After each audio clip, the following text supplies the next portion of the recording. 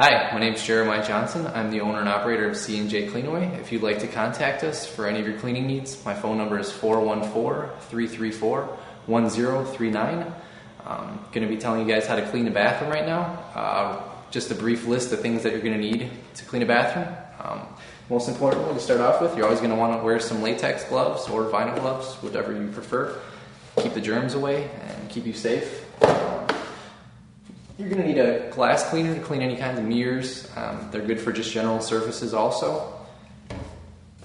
A disinfectant you'll need. That'll be good just to spray down your toilets or your sinks. Let it sit for about 5 minutes, give it some dwell time. A toilet bowl cleaner. This is good to get inside of the bowl and eat away any of the stains that are inside of there.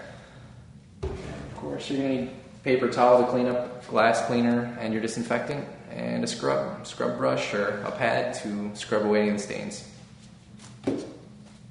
And cleaning the floors, you'll need a broom and a wet mop if that's what it involves, and that's about it.